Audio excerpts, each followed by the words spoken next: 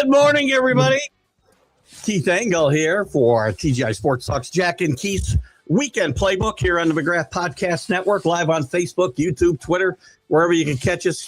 Thanks to the groups. Always check out these groups scrolling at the bottom of the screen. And for the 200 million of you that are in snow or ice or cold or like I am, bundle up. We're almost through it. And it's winter here in New York, so we're going to get weather. I mean, I didn't know we had 200 million viewers, Keith. Otherwise, I would have asked for more money when when my agent was negotiating my contract with the network. As you hear, my co-host Jack Hirsch, Boxing Hall of Fame writer and all-around sports guru, checks in with he didn't realize how many we had, and we'd be paying him more money, renegotiating his contract on the air, which I would expect nothing less. Good morning, Jack. How are you? Good morning, Keith. I know this is a happy morning for you. Everyone who listens to this show knows you're a big New England Patriot fan. Congratulations. It's the Super Bowl a lot earlier than even you anticipated once Mike Vrabel took over. 100%. It feels like forever. I know for a Jet fan, maybe it doesn't, but, it feels like forever. It's 2000, since before COVID. My glory days are back in New England. Sometimes things happen a little too quickly. You'll take it because I'm sure most Patriot fans, they would have settled for maybe an 8-9 season this year, making the playoffs next year, even if they got eliminated in the first round, and then took a run at the Super Bowl in their third year on the Vrabel. I think they would have settled for that. But to be here in their first year, one game away from actually winning it all is off the charts. And now the bar's set high for next year. Anything short of at least getting to the Super Bowl, let alone winning it next year, isn't going to be acceptable. Yeah, you and I have talked a lot through the course of the season how perception changes as the season goes on, right? And before the season, 9 wins, a potential wild card slot, and losing in the first round, I would have said, awesome. What great movement forward. But as you get better and you win 14 games, now you'd be disappointed if you go out early. So, look, circumstances have helped them. But, luck is a residue of good design in my mind. I didn't make that statement up, but I certainly believe it's true. This is a good football team, and you can only play the people that are in front of you, whether it's teams or players out or whatever. And I've heard a lot of people trying to harsh my buzz last night, and they're just not going to do it. I'm in the Super Bowl. That's all that matters. I don't care how you got there. The Patriots did not back in. They won the game. Now, granted, there has to be a winner. There has to be a loser. But they tightened up, as the game went along. They fell behind 7-0, and the game was really going Denver's way. It really, really was. And I guess the pivotal point was when Denver had the ball, deep in New England territory, 4th and 1, and they went for it instead of kicking the field goal. And I'm not one of these second guesses, Keith. Even though only I know what I said they should do, I don't say what's politically correct. I'm honest. At that time, I would have went for it as well, because we're living in an era of long field goal kickers. And you'd have the Patriots, even if you didn't make the first down, the Patriots wouldn't have great field position. You could always kick a long field goal late on 4th and 1, 7-0. You score a touchdown if you're Denver in that situation. You get a first down and then score a touchdown, go up 14-0. New England is in a heck of a hole if that happened, a heck of a hole. And they were playing aggressively. But I would give credit to Bill Cowher and Tony Romo, especially Bill Cowher, because he said before the game, take the field goals. Don't gamble going for things on 4th down. He said it clearly. And Tony Romo said right before the kick. He didn't wait till after. He thinks they should go for a field goal and take the points. I was wrong. They were right. Sean Payton, like you were telling me before the show, to his credit, he questions whether he should have done it. On reflection, he kind of wishes he'd gone for the field goal. Well, they didn't make it. Imagine they made the first down and got the touchdown. He probably would have been gloating the other way, of course. But look, again, second guessing is easy. I did say I thought they were making, my wife could tell you, I thought they were making the right call at the time. You don't know how the day is going to play out afterwards. And in hindsight, maybe you should have taken a field goal, but they had the Patriots on their heels. If they'd gone, Patriots had like 11 yards of offense at the time. If they'd scored a touchdown there, Patriots would have been in some trouble. So I get it. And there's no way you're going to think that's the last time I'm coming down there. The Broncos spent most of the first half of that game in Patriots territory, and they could not convert. And you got to give some credit to the Patriots defense. Some of it is the fact that you've got, a guy in there he looked good on one drive, but he hasn't been in there, doesn't have the experience in those situations, and that matters. The Broncos had their chances to take control of that game in the first half and did not do it.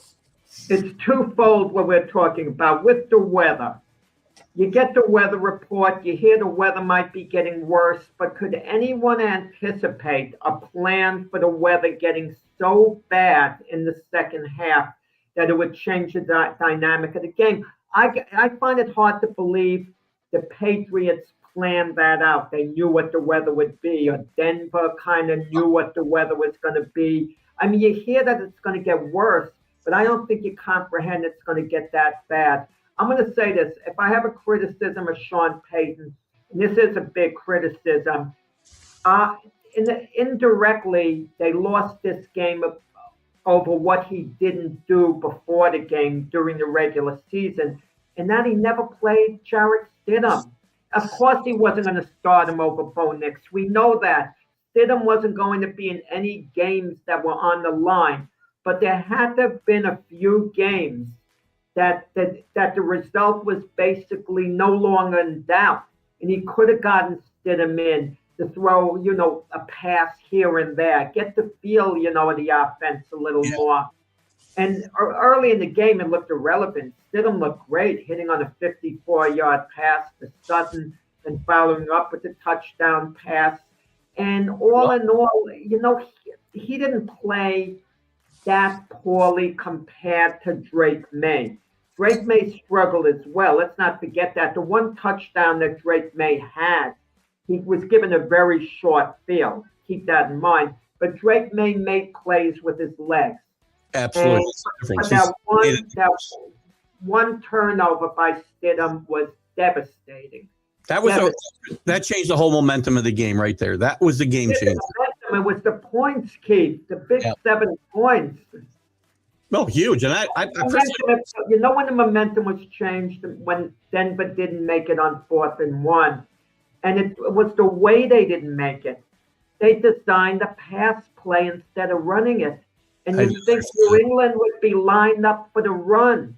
Yeah. New England was all over Stidham. It looked like they weren't blitzing him, of course, but it even looked like they were blitzing him at that moment. What a defensive stand by New England on that play. And that was the turning point, or change of momentum, as you like to say. It certainly did. I mean, there was a couple of moments in that game, and you don't know about the weather. Nobody knew what the weather was going to do. The weather reports before the game said there might be snow flurries for the first 2 hours of the game, and they'd go away. It didn't do anything the first 2 hours of the game, and then it turned into a blizzard in the fourth quarter. Did you see the time lapse they showed? I think it was in the fourth quarter when the conditions were like at their worst. Until the fourth quarter. But I'm going to tell you, Denver had a chance, I think it was 4 minutes and 42 seconds left, to actually tie the game up. Yep. Field goal. And the ball went a little wide. Later was showed the ball was tipped slightly. Did that result in the ball, going wide? Or was it the wind conditions? I mean, we'll never know for sure. But if Denver makes that field goal, all of a sudden things change. New England can't get conservative anymore because at some point they have to score. That last interception by Stidham that basically ended the game, it was a bad throw. I'm not defending him per se, but at that stage in the game, the elements were so terrible, you had to take some type of chance. Yes, Daddy, you did say momentum twice. You heard him right. Correct. So we got Jack to say momentum. If nothing else, we're going to the Super Bowl. I said it. You like to say enough. I left something out as Danny would like to say. He did use it in a context that other people would say it, not him. As you, Keith, and others, meaning Danny, like to say. By the way, so back to the tip. Yeah, the tip that affected, I think it might have been good. We don't know. But the conditions also affected the fact that the ball was tipped in the first place, because I don't think he got the elevation that he would normally get on that ball. So I'm not sure about that, because the ball would have had the height, had it gone between the posts. Well, it wasn't too low. No, that wasn't the problem. It wouldn't have been blocked if it wasn't too low. And by the way, they just activated Taylor the night before. He was not even on the active roster the last two games. So imagine you tip one ball and maybe you get a roster spot next year based on one play. You talked about it before we came on, and you're absolutely right. I think Josh McDaniel deserves a lot of credit here. And I'm sure Vrabel's got to let him do what he wants to do. But in the second half, fourth quarters especially, they saw what was happening. They weren't, in some cases, they weren't even trying to get first downs. If they got a first down running the ball, and they rode Ramondre Stevenson in the fourth quarter, he had like 60 yards rushing from the middle of the third quarter on. And his play calling was smart. And if they were not going to turn the ball over, turnovers, because both these games we're going to talk about today, turnovers had a big deal. 2 turnovers by the losers, none by the winners. Oh, Stidham's turnover was awful. They're willing to punt away. You could see the 2 drives before the clinching drive when they did get the first down.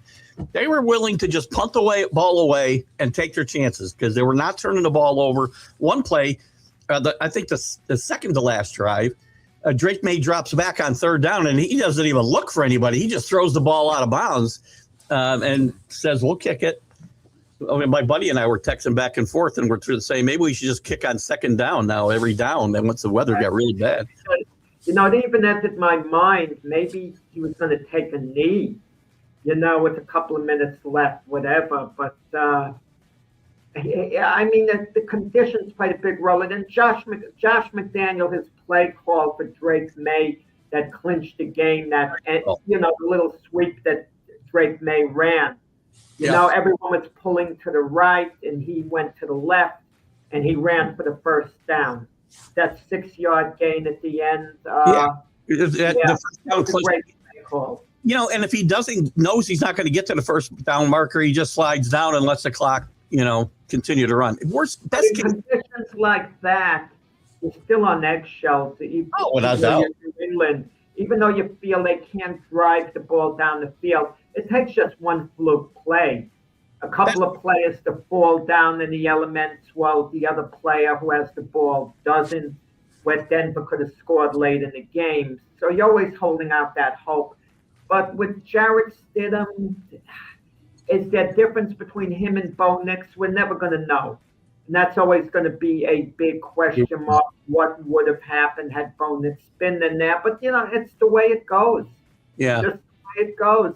And like I said earlier, had Stidham been better prepared for this game, meaning had he played a little during the regular season, to me it may have made a difference. And I could never figure out the logic with coaches. Your backup quarterback is important. Get him some reps in game time situations. I mean, because you never know when you might have to use him. And he comes in cold, and what could you expect? And in these elements too, the difference between him and Drake May is this: Stidham made one major mistake, catastrophe mistake. Drake May didn't. Drake May was able to do things with his legs, and what Stidham was, and But that's where Bo Nix would have made a difference, right? He can play that same kind of game as Drake May, and that might have made a difference. And now I've said this a lot, and Danny will call me out on it. Injuries are not an excuse for losing. They're one of the reasons. It's a factor in the game. Not having Bo Nix obviously impacted the Denver Broncos yesterday, but he's not going to be there. You plan for it. You were confident. It's not an excuse for losing the game. But Bo Nix definitely would have made a difference in this game because he could just run around and make plays like Drake May did during the day. But in the second half, New England's defense tightened up. They were running the ball effectively. Their offensive line was moving Denver's offensive line back at times. I mean, Denver played well in the second half defensively, but they weren't as dominant as they were in the first half. Yeah, I agree. One other play, too, we didn't touch on it, that really hurt the Broncos, and I was a little surprised. The interception in the fourth quarter Gonzalez made on Stidham with a badly underthrown ball. I'm not sure why they're trying to throw the ball. No, it was a badly underthrown ball, but you want to know something. It's a play call. It was late in the game. The conditions were awful. Stidham had no one open. He had to take a shot. It was bad news. The weather conditions played into it. Sometimes they're so bad, you just gotta, throw the ball somewhere, and hope for the best. I'm not necessarily putting it on Stidham. I'm putting on the play call, trying to get the ball down that far down the field when they likely didn't need to at that very moment. So yeah, you're right. They only needed 3 points, but elements 3 points weren't easy to come by. Just move the football. But as you said, one of the factor in play calling is the fact that they don't have a guy who's that mobile and can just, create plays. So well played game. Listen, and Sean Payton, I know I saw a comment from Rick that he doesn't like. A lot of guys don't like Sean Payton. I really don't understand why. I think he's a brilliant coach myself. I thought he was very humble and said the right things after this game. He didn't blame the weather. He didn't blame the fact that Bo Nix wasn't there. He just said, we didn't get it done.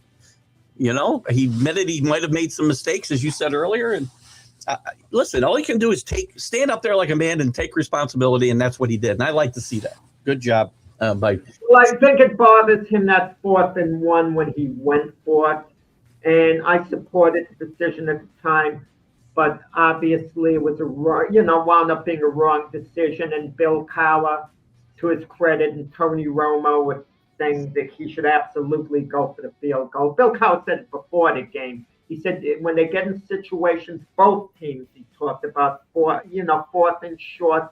Don't gamble and go for it on 4th down. Take the points, because the elements are going to be so bad and scoring is going to be at a premium. So kudos especially to Bill Cowher. I mean, he called it before the game. He saw it in a way that I certainly didn't. And I was going to say something else here. I got sidetracked by Vrabel out coaching Peyton. The whole coaching staff has got to take credit for that. Vrabel doesn't call every play, whether you guys know it or not. I mean, he doesn't call the defense. He doesn't call the offense. He says whether to go for it on 4th down. He has last call like most coaches, whether we're going to actually run that play. But I'm giving most of the credit for this victory to the Patriot defense and McDaniel's conservative, smart play calling. And even it's what Josh McDaniel didn't do in calling the plays. He was playing it so conservatively at the end. He was playing to protect the lead. And those elements, if you have a lead, you don't want to be aggressive. You don't want to be aggressive. Okay? And I won't say he was playing not to lose, but he was playing to hold on to the lead. And if the elements were normal, then that would have been an awful strategy, trying to protect the 3-point lead. But they weren't. He saw how hard it was for Denver to move the ball. Well, early on, they moved the ball better once the weather got bad than they did earlier in the game when the weather wasn't that bad. They were having a lot of trouble. The Denver defense played great. Patriots defense played great, both of them. The weather's a factor, but before the weather ever became a factor, both those defenses were playing really well. So defense wins the day. Special teams come into play again. And it was a lot of fun, and it's fun to be back. It's fun to be back. You're not going to harsh my buzz. I ain't going to do it. So before we get there, we'll get to the next team in a second. I'm going to touch on this because I know I'm going to hear about it for 2 weeks, even though I'll be away starting tomorrow. If I can get on an airplane, don't have to drive to Florida. The Patriots are going to get bashed for their schedule. They're going to get bashed for the fact that Nico Collins didn't play and C.J. Stroud is terrible and Bo Nix was out. I don't want to hear it, man. They're in the Super Bowl. Your team's home. That's all I know. And by the way, if they win, one more thing. And if they should win the Super Bowl, they will have beaten 4 of the top 5 defenses in football to get there. So please stop with this nonsense that they're the least talented team ever to get to a Super Bowl. Stop it. They beat a Jim Harbaugh coach team with the Los Angeles Chargers, who have an elite quarterback in Justin Herbert. And an elite defense. Won that game. Then they beat a Houston Texan team who was said to have the best defense in the NFL. They beat them in the second game. And yesterday, well, it was a bit of a clunker because of the weather and everything involved, but they did beat the team that had the best record in the AFC, the number 1 seed. I agreed. So, like, again, you're not there just because, you kept winning a flip of a coin. Stop. By the way, I also saw a lot of stuff on social media that, oh, my God, what a boring game. What a boring game. This is awful. Can't watch it. It's old school football. Get rid of domes. I love this type of stuff. If you don't like that type of game, then you grew up watching, playing Madden and thinking everything's going to be perfect. When I played Madden, I played it in the snow because I like snow games. Yeah, I have a difference of opinion. In certain sports like basketball, for example, elements usually don't settle the game, even though I realized with Red Auerbach, he would turn the heat off in the locker room and make the arena such to get an advantage. But that shouldn't be the case. I understand in baseball it could affect the game. Some players might handle cold weather, some better than others. In hockey, the elements don't affect the game. The temperature is the same, the conditions. I understand it looks good, old school football, but come on. You take a game where teams are playing in 6-degree weather out, snow like that. It does affect the game. Drama. And in marathon running, we see it too. What athlete could handle the heat better than another athlete? Yeah. I don't care for it personally. I know both teams have it.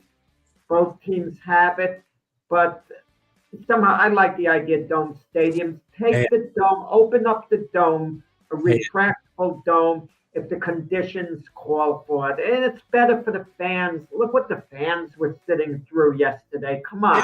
They didn't look to be not enjoying themselves, quite frankly, other than the fact they lost the game. I saw plenty of them having lots of fun. I've sat in those conditions in Foxborough on metal benches in old Sullivan Stadium. Awful. It was a blast. Maybe not for if you're losing a game or you're getting killed. Those types of plays, and forget about the weather for a second. Just think about the style of play. Remember when the Rams played the Patriots a few years back, and it was 13-7 or whatever was the final. And again, I heard the same things about, this awful football. Do two defenses playing well? It can be exciting. Any one play can turn the game around. There's a certain amount of excitement in that. I don't need to see guys going up and down the field like a track meet. To me, there's some excitement in that. So anyway, I won't. As a team with you, I enjoyed the Patriot Bronco game because it was high drama the whole way. High drama, and you're sitting there watching the weather change in real time. It was the weirdest. I've never seen that. Not like that. I've seen weather change, but not that kind of drastically in really like 30 minutes. It was a whiteout. It was cool. Anyway, let's move on to a place where there was much nicer weather and much more up and down the field football, if you will. The Seattle Seahawks beat the Rams. What was the score? 31-29. Am I right? 31-27. All right. No, I thought they won by 2. No, you're right. They needed a touchdown at the end, right? 4 points it was. An exciting game. I mean, you went to sleep after the Patriot game. You were done celebrating. You cashed out. I mean, come on. I was away. I wanted to take a shower at halftime, and I should have taken it with like 40 seconds left because the last 40 seconds and a half took about 35 minutes. I had plenty of time. It was an exciting game. I think the key to this game, and once again, I'm going to apologize before I talk about anything to Sam Darnold. I sat here, and most of my colleagues agreed with me, that if Seattle relied on Sam Darnold to win the game, they would lose the game. Well, Sam Darnold won this game for the Seahawks yesterday. They didn't run the ball well. Their defense, still played well, but they gave up 27 points. That's not nothing. Sam Darnold played the game of his life. No turnovers, 3 touchdowns, 50 yards passing. No mistake. Darnold was great. He's over so was Matthew Stafford, both quarterbacks. But the only thing with Matthew Stafford at the end of the game, they had 4th and 4. They didn't execute. They turned the ball over. There was about 6 minutes or something. I forgot the exact time. And it entered my mind. Maybe it was 4 minutes 59 seconds. I think it was, or something like that. I take that back, what I said the time before. And I thought, maybe you kick a field goal. Now you're down 1 point, you hold them, and you could kick another field goal. But it was the right call, even on 4th and 4, to go for it at that point. They never got the ball back to Rams. Yeah. Seattle got a couple more first downs. Darnold was poised. He made plays. Great quarterbacks, and Darnold's not a great quarterback. Maybe he'll be some point in the future. He played a great game, though. He was great, right. For this game, he was a great quarterback. He not only managed the game, he made plays. And even when he was under pressure, the knock on Sam Darnold is when he's under pressure, he falls apart. When he was under pressure, he would quickly release the ball and hit the open man. I mean, he was outstanding, absolutely outstanding. Absolutely everything was set up for him to fail yesterday because the Rams did stuff the run pretty well. I think they only averaged about maybe less than 3 yards rushing, the Seahawks. And he was set up to fail based on what we think about Sam Darnold, and he more than succeeded. Congratulations to him. Well, what was his name? There's one play. Oh, boy. I should write this down. Woolidge, was it?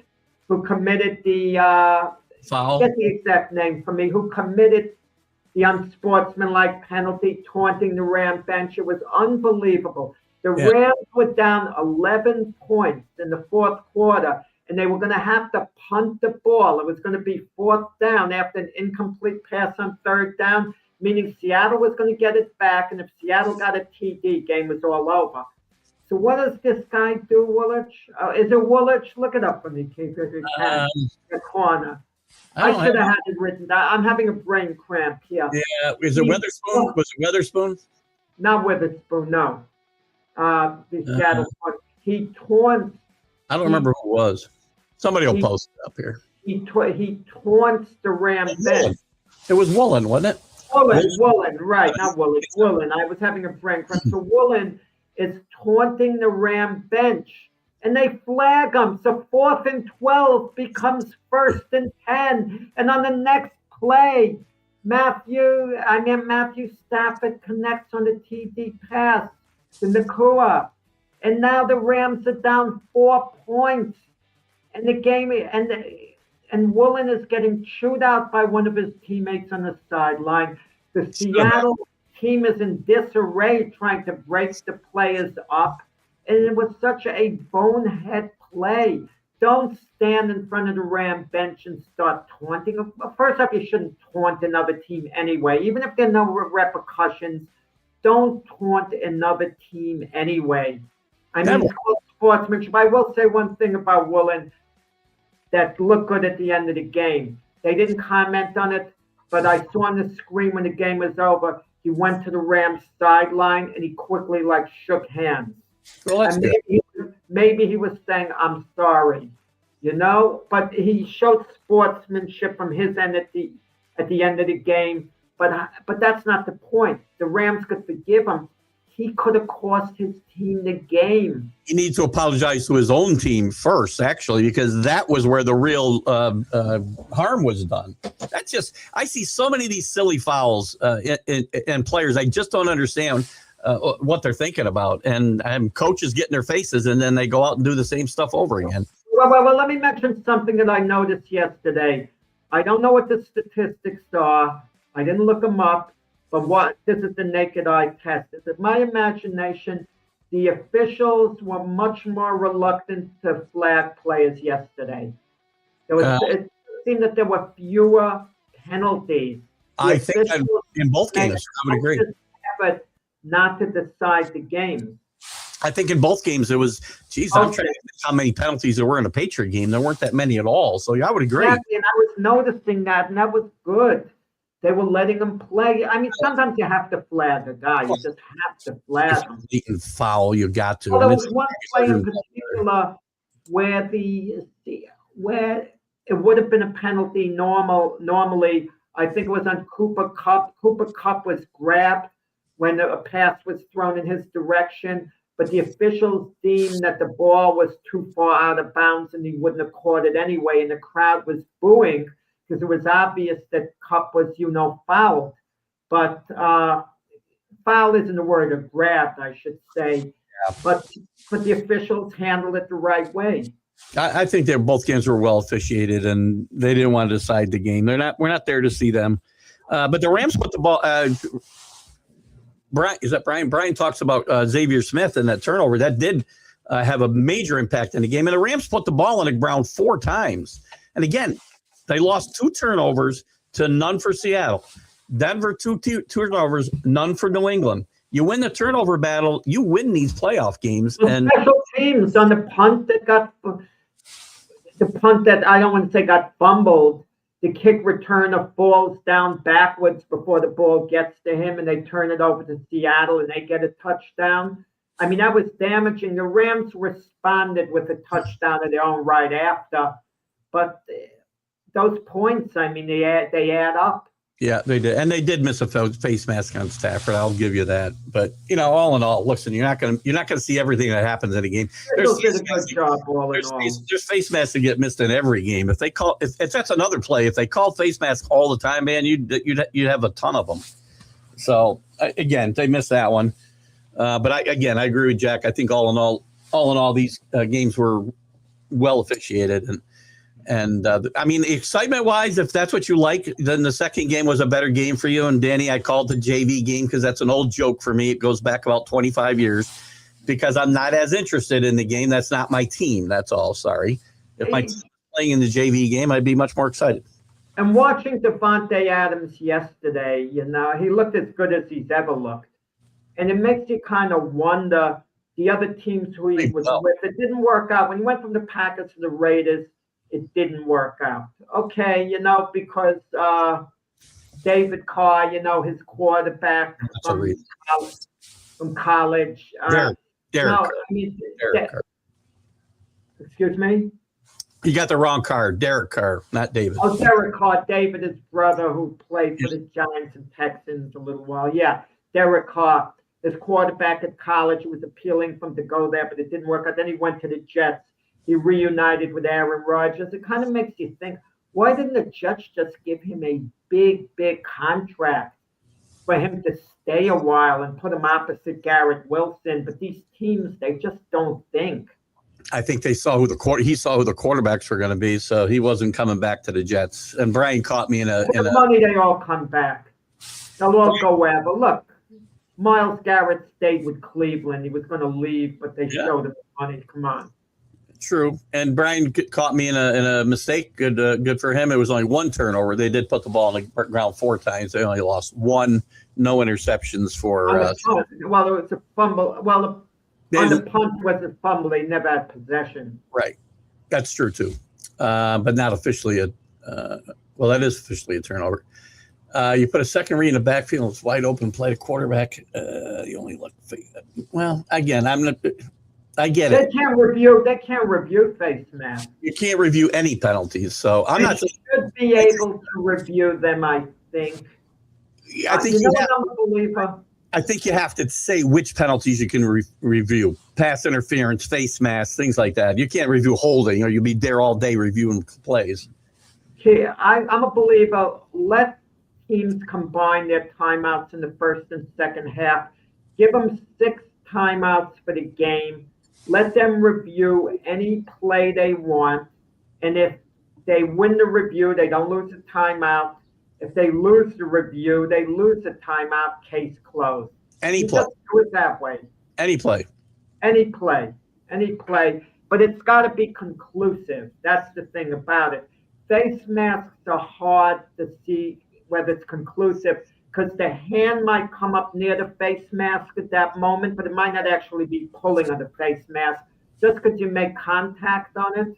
Because it really doesn't mean, it's the natural face mask. There was some interesting calls that weren't called. And again, I do think the games were officiated well.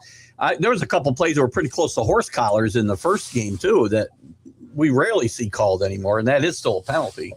But again, you let guys play. It's football. You're going to get tackled. You're going to get tackled hard sometimes.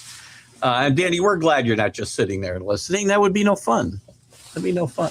Danny came on. If you didn't see the comment early, he said he was going to sit back and listen today. He wasn't going to comment. Is Danny a Rams fan? Danny is in LA, but he's not a Rams fan. He is a Redskins fan. Guys like that. You see them. They don't root for a team in their own city. He's got a team that nearly made the Super Bowl, and he's the Washington Commanders. Come on. Well, remember, his team left for 20 years. What the hell is he supposed to do? His team was gone, deserted him. That's what the LA fans, as far as football goes, are the worst. And Jack for NFL commissioner. No, we don't want that. We'll have. No, I was actually sitting at a banquet at the same table with Troy Vincent once, and there were empty seats around them. I had my photo taken with them earlier. I could have hung out with them. That's another missed opportunity. I didn't think to do it. Is he still a big shot in the league office? He is, isn't he? Yeah, he's assistant to Roger Goodell. Yeah. Yeah. No, I had a podcast here, maybe. That was years ago when I was. Well, maybe he'll be the next commissioner, and you'll be his right hand man. How about that? You get some of those crazy rules you want put in. Yeah, I get a job, cleaning up the office and filing things and getting, cups of coffee, going down, taking the orders for lunch. Sure. This Super Bowl matchup. I mean, listen, I got to believe, I don't know who the networks would want. I know the networks would rather have New England in there in Denver. People can say whatever they want. They want the Patriots back. They like the Patriots to be in this. It's a rematch. If you could give the networks a choice before yesterday, which two teams they'd won in the Super Bowl, it would have been the Patriots and the Rams. I agree with that. Yeah. The Rams are the more entertaining team than the Seattle Seahawks. And I'm not talking about from a pure football thing. They're more charismatic, put it that way, a lot more charismatic. Yeah. Matthew Stafford is more of a brand name than Sam Darnold. That's what you want. I mean, that's last year, okay, and the year before that, we heard about the Taylor Swift effect and all. Oh, well, the league wants the Chiefs in the Super Bowl. Of course they want the Chiefs in the Super Bowl because they'll have all the Taylor Swift fans looking in. They'll have an additional crowd. It adds some spice to the game and the talk and all. And, Seattle isn't a charismatic team. Let's be honest about it. They're not. The Patriots are charismatic somewhat because of their history. There's still a Tom Brady era carryover. There's still a certain magic to the Patriot name. Seattle doesn't quite have that. There's a great storyline, too, with Vrabel coming home and being a first-year coach and bringing them back, not just from, not just getting them better, but taking them from 3-14 to the Super Bowl is a big story. Whether people want to admit it or not, it's a big story. So. You know how I feel bad? I feel bad for Gerard Mayo. He was only given 1 year. He took over a team that went 4-13. Belichick. He struggled the first year. We'll never know what he could have done the second year. And why I feel bad for Gerard Mayo? Because of the way they improved the Patriots this year, their big leap up. His next job, people are going to look and say, look how much better they got without him. And sometimes that could be really deceiving. I agree and I disagree. To be clear, Gerard Mayo will still be coaching this team if Mike Vrabel had said no or wasn't available. How good would they have been? He'd still be. I don't know that they'd be this good. I don't know if they'd have made these moves. A lot of these guys they brought in were guys Vrabel had a relationship with in Tennessee. Yeah. So I don't know if Josh McDaniel had come back, maybe the offense would be similar to what it is. I don't know. One thing, though, that I can tell you is totally different and some of this is on Mayo, but I think he was in over his head, number one. It was too soon for him, and he might have developed into a really good coach. I hope he gets a shot again someday. But the culture, just watch the sidelines. If you watch every game like I do, and you watch the sidelines, now I know it's different when you're winning, obviously, but the sideline and the demeanor of everybody on the sideline is different. The head coach, I think Gerard Mayo went in there and tried to be Bill Belichick, and that's not – there's only one Bill Belichick and only one guy getting away with that. And Vrabel is totally different. And Mike Vrabel learned a lot. If you listened – I think it was during a pregame show yesterday, Vrabel talked about what he learned in the year he took off and being with Cleveland, and what he learned was to have more fun with the players, to be more involved with them and care about them. And you see it. He's different. He's still tough when he needs to be, but he is the ultimate players coach. And there's not a guy in that team, I guarantee you, well, there's probably one, that wouldn't run through a wall for this guy, because he makes it fun for them and holds them accountable at the same time. And he's changed a lot from his Tennessee days. He admitted it. But let me ask you this. They're 1 year removed, basically, from when Vrabel took over for Bill Belichick. Vrabel didn't take over for Bill. I mean, Bill Belichick was released as the Patriot coach. Yeah. Gerard Mayo was there 1 year. They went to Vrabel, and now they're in the Super Bowl. How does this reflect on Belichick? What's going through Belichick's mind now? And you know the way Belichick feels about the Patriot organization now. He can't be thrilled to see their success. No, he probably isn't. And quite frankly, as much as I am a Bill Belichick admirer for most of his time here, they would not be in the Super Bowl today if Bill Belichick was still the coach. That his way was gone. It couldn't work anymore. You know? What would you say if Robert Kraft isn't inducted into the Hall of Fame this year?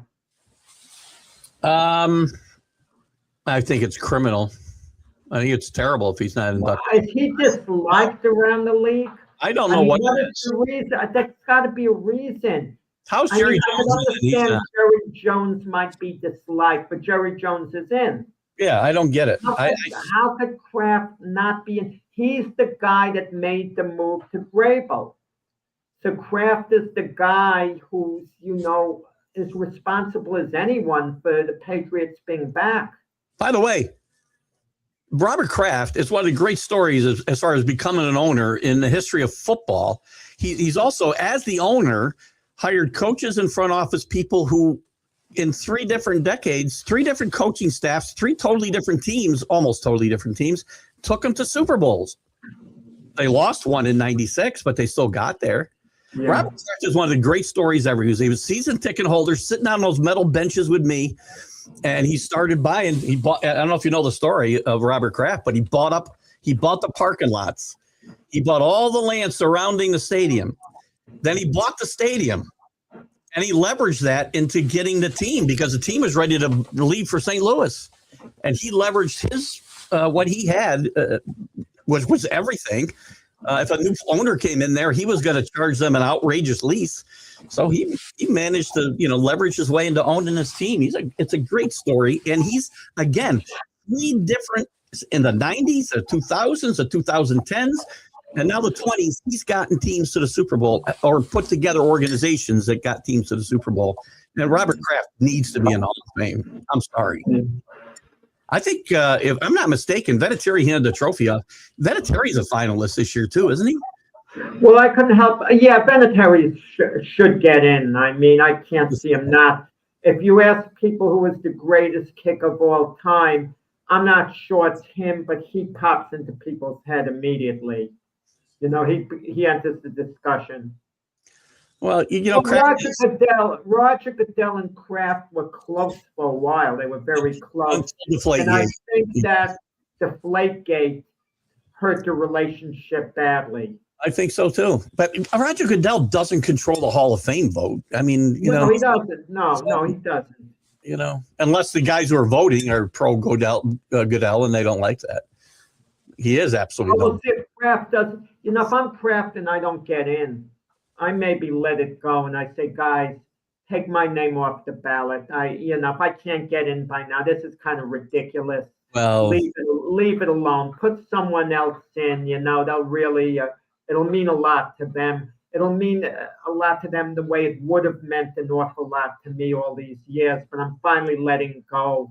Forget it, guys. You know, it's not. That strategy worked for Harry Carson. He said exactly those words, and he got himself. Harry Carson wasn't a no-brainer. You know, I thought of him the other day with that. He wasn't even going to go to the ceremony. Once he was in, he says, well, my family wants me there. It meant a lot to them. So I decided to go. Harry Carson was not a no-brainer for Hall of Fame. Who the heck does he think he is? He wasn't Lawrence Taylor. He was a terrific player, a big part of that Giant defense, a big part of it, a great, outstanding player, outstanding leader. But Harry Carson wasn't a no-brainer. He wasn't Sam Darnold. I think he's like that. I don't mean he's not. He's not LT. I get it. I believe he's as much a Hall of Famer as Robin Yount is a Hall of Fame in baseball. Robin Yount, yeah, it's a Hall of Famer. I believe he cuts the mustard, but not by much. He's a lower level Hall of Famer. He doesn't get in with a lot of. Harry Carson doesn't get into the Hall of Fame to me with a lot of room to spare. He's not a slam dunk. In other words, he's not a slam dunk Hall of Famer. Yeah, I mean, if I had to vote, chances are I would have voted for him. But there are other guys who, you know, automatically get in. Look, the Travis Kelce's and Patrick Mahomes, I mentioned the Chiefs, they get in automatically. No brainer. I mean, other positions as well. You know, Derrick Henry gets in like slam dunk, you know, guys like that. But the Harry Carsons, for him to hold out, oh, I'm so insulted. Would Harry Carson ever have gotten in the Hall of Fame if he didn't go make that same basic announcement you just said Kraft should make? Would he have gotten in the Hall of Fame? I'm not sure he would have if he hadn't brought in that attention to himself. I don't know, but Jerry Kramer, who had the greatest single block in NFL history, 11 years with the Packers, a major part of those Vince Lombardi teams that won 5 NFL championships. It took him till the age of 78 to get in. And it was so obvious that Kramer belonged that before he was in the Hall of Fame, he bumped into Roger Goodell. And Roger Goodell said to Jerry Kramer, how come you're not coming to all these alumni events with the other Hall of Famers? And Jerry Kramer said, because I'm not in the Hall of Fame. And Goodell was like taken aback. He assumed that Kramer was in. Assumed. Yeah. I think part of the show, Jack and I are going to tape a Super Bowl preview show that'll be on the Friday before. Yeah, I'll save my good material for that. Keith. I think we're gonna talk about because the Hall of Fame vote takes place during that 2 weeks. I think. So we'll talk about the guys who are up for the Hall of Fame as well during that show, and we'll bring back some of our favorite Super Bowl memories as well. So we'll have some fun. By the way.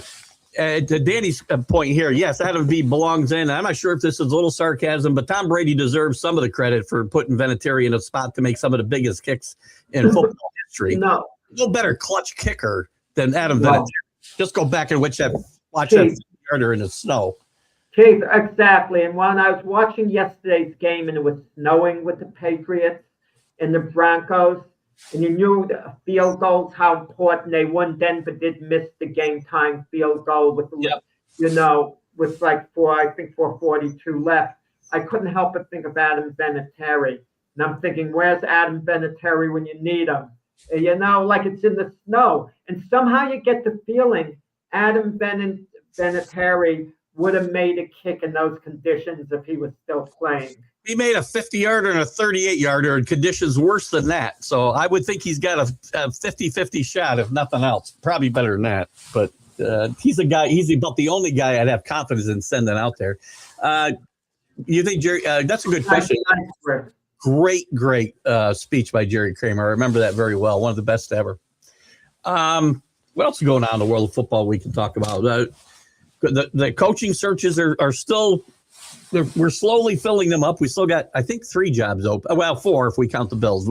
I keep forgetting the Bills because I think that job is already going to Joe Brady myself. But McCarthy gets hired by the Steelers. We talked about some yesterday. Is there anything here? I think it's a good hire. What's a slam dunk hire for you other than Harbaugh's a slam dunk for me? Well, I think Kevin Stefanski to the Atlanta Falcons. I love that hire too. I mean, because the Falcons are ready for some type of breakthrough. And, he's inheriting Michael Penix, and probably Kirk Cousins is still going to stay. Now, he'll get the chance to play whoever he wants. You got the feeling at Cleveland, the Shador Sanders drama was kind of forced on him. You just got that feeling. And I don't know which way he's leaning. I can't imagine the organization saying to Stefanski, we expect you to play Michael Penix. I kind of wonder what the quarterback discussions were. I can't. Listen, he had every quarterback I think he ever had there forced on him, it feels like. He didn't want Deshaun Watson. He had Baker Mayfield, and when he may have wanted him in the beginning. How do you know he didn't want him? No, he did. He probably did want Deshaun Watson in the very beginning. He did not want Deshaun Watson signed for that contract. He did not. Maybe he wanted him, but he didn't want to pay him that money. I know that for a fact. Stories around. How do you know for fact? Were you in on the meeting? Were you in on the meeting with him? You know for fact? What do you mean a fact? 1 + 1 = 2 is a fact. It's been documented. Your opinion, not a fact. Come on. Documented in newspaper articles all over this country. That's not just on the internet. Not just on the internet. This is an AI search for Kevin Stefanski. So what was it? Andrew Berry, their GM. He was the one who pushed the move, or was it the owner, Jimmy Haslett? At the time, Deshaun Watson had all this baggage. We knew about it. But if you overlook the baggage and just looked at him from a football perspective, he was one of the top 5 quarterbacks in the NFL. You know what? How do you turn that down? How do you overlook that baggage as the leader of your team? If it's a freaking defensive back, let's say hypothetically, and I'm just throwing a name here. Joe Burrow is a great gentleman. No off the field issues from Joe Burrow that we know about. He's a great guy. Let's give him the benefit of the doubt. He's a great human being, okay? But let's make believe Joe Burrow had some serious off the field issues. But he was allowed to play. He wasn't suspended. He was allowed to play. You mean to tell me a team that really needs a quarterback badly and is ready to win wouldn't take a swing at Joe Burrow? Let's say the Raiders. If they could have Joe Burrow as their quarterback, you mean to tell me they shouldn't pay the money? Come on. I don't think that's a fair comparison. Deshaun Watson was on a Joe Burrow level at that time. He absolutely was at that time. Fair. That's a fair comment. Okay, that's the comparison. The problem is that Deshaun Watson's blamed now. He didn't play well, and then he got injured. And now Cleveland is a mess quarterback because they have too many guys auditioning.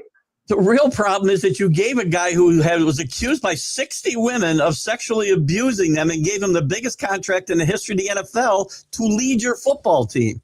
That was the big. You don't like it on moral grounds. I'm looking at it from a football perspective, Keith.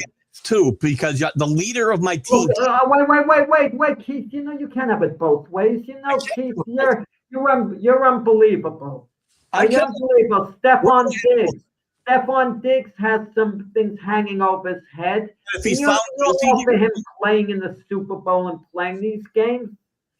First of all, I did say it's a bit different. Can't be my leader of my team, my quarterback. It's different when it's a wide receiver or defensive back. I might look the other way, but I'm also on record as saying to you, if Stephon Diggs did this, I want him cut immediately. As soon as it's proved it's true. And by the way, I know he hasn't been found guilty of anything, but you think when 60 women speak up, there's no fire there? Oh, that absolutely. When that many women speak up, there's a problem. But you want to know something? The league handles it as far as suspensions go. Once someone is allowed to play, I mean, shouldn't he be allowed to play at some point? No, you feel never. That's it. He gets that. Okay. So now, Keith, now he needs a job. Let's say lost his money. He applies for a job at Home Depot. They shouldn't allow him, give him a job. Burger King, McDonald's, nowhere should employ him at all. He shouldn't be allowed to work anywhere. I said I'm not hiring. He shouldn't be allowed to collect government benefits, like unemployment. In my company, and when I do the background check and find this stuff, no, I don't hire him. That's all. I'm saying he can get a job somewhere else at McDonald's. That's fine. I said this remember when Domingo Germán with the Yankees was pitching great, and he was arrested for beating the crap out of his wife in the Dominican, and I said, cut him right then. Cut him now. I don't. People, I'm going to tell you, Domingo Germán. I know it's switching gently to baseball. Just for the moment. He irks me. You know what irks me about Domingo Germán? The Yankees have had 4 perfect games in the team history. Don Lawson in the World Series. Good pitcher, Don Lawson. Not a great pitcher, good pitcher. He's worthy of getting that honor because he was a good pitcher. Otherwise, they've done nothing special. David Cohn, borderline Hall of Fame in some people's view. Wonderful pitcher. David Wells, a heck of a good pitcher, a little bit of a Yankee icon. And Domingo Germán, Domingo Germán's one was on the road. He pitched the only road perfect playoff game in Yankee history. Domingo Germán isn't worthy of an honor like that. I mean, Carlos Rondon would be worthy even of an honor like that. I'm giving you an idea. Garrett Cole, whoever. But not Domingo Germán, but he did it in Oakland. And by the way, and Danny agrees. I'm not saying I don't think Stefan Diggs should play if he's guilty of these charges. I mean, and the reason it's been delayed is pretty obvious. That, the Super Bowl's not until the 8th of February. His arraignment, which is not a trial, by the way, his arraignment got pushed to like the 22nd of February or something. Well, which is fair. You want to know something? It's fair because he shouldn't be having to go to court, especially if he winds up, being innocent. He is innocent now, innocent until proven guilty, even though in some cases someone might look so guilty. The problem with Stefan Diggs is perception, Keith, because he has the perception as a player being a greedy guy, demanding the ball, being a prima donna, etc. The perception is that he's guilty because of his personality going into that picture on the boat with, beforehand, early in the year. It all looks bad for him because of that, but we don't know actually the real details of this situation. He might be completely innocent for all we know, and he might not be. And this came up in our McGrath podcast network chat about character. This is when the whole Metcalf thing was going down. I said character matters, and I got Brian rightly brought up Stefan Diggs was signed by the Patriots when he already had character issues. I wasn't in favor of Stefan Diggs coming here, quite frankly. Once he's here, I'm not going to not root for him because I want my team to win. So, but I don't want him necessarily on my team if he's going to be a problem in the locker room or with other players or off the field. I don't want those guys on my team. So, again, I don't know how much clearer it can be. I don't think that's hypocritical. I think it's once he's here, what am I going to do? Root against him? Want him to drop the ball so my team loses? I can't have that. But it's fair to call me out on that, I suppose. I will have a great trip, I promise you. We had a good show today. Jack and I are going to be off for the next 3 shows. So Friday, Monday, Friday, we'll have tape shows. The Friday before the Super Bowl will be Super Bowl themed, our Super Bowl memories. We'll talk a little bit about the upcoming one, but some of our Super Bowl memories, the Hall of Fame and whatnot. And we've got some other, we think, fun shows in the can for you the next couple of shows that we'd planned as well. And we'll be back on, instead of Monday the 9th, we'll be live on Tuesday the 10th as I'm traveling and we want to do a live show post Super Bowl before it gets pushed too far. So Jack and I will do our show live at 8 a.m. on the 10th of February so we can recap that great Patriot Super Bowl win that we're going to have coming up. I'm a little worried. You know what I'll leave you with, Jack? I sat there yesterday wanting to play Sam Darnold. I probably should have been careful what I wished for because Sam Darnold played really well. So I don't know if I'm happy about that or not, but I'll leave you with that. We'll talk about it on the football preview show. You're muted, by the way. I didn't mute you, I promise. Your alternative would have been Matthew Stafford. Matthew Stafford is virtually a sure thing. Still take your chances against Sam Darnold. I will take my chances, yes. So anyway, Good show, guys. Thanks for joining. Thanks for contributing, Jack. Great show. We'll see you in a couple of weeks, guys. Have a great one. Be safe out there if you're in the snow. Jack, he's got it made, but the rest of us got to be careful. Have a great time, guys. Have a great Monday. See you later. Bye-bye.